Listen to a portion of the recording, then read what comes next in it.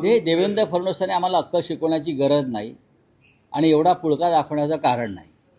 एक लक्षात घ्या, ज्यांनी बाळासाहेब ठाकरे यांची शिवसेना फोडण्याचं पाप केलेलं आहे, ज्यांनी मराठी माणसाचं संघटन फोडून बरं का तो नजराणा अमित शहांच्या पायाशी टाकलेला आहे, त्या लोकांनी आम्हाला स्वाभिमानाच्या गोष्टी सांगू नयेत.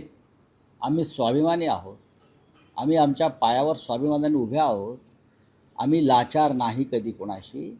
आम्ही दिल्लीत गेलो, आम्ही आमच्या अटी आणि शर्तींवर दिल्लीत जातो, आम्ही आमच्या अटी आणि शर्तींवर दिल्लीचं राजकारण करतो.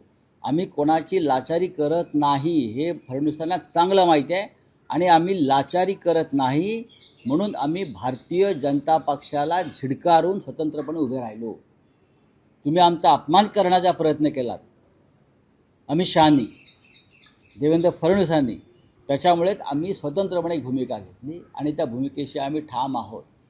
आम्हाला लाचारी पत्करायची असती तर आम्ही परत तुमच्या मागे शेपटा हलवत फिरलो असतो ना, जसे इतर लोक फिरत आहेत.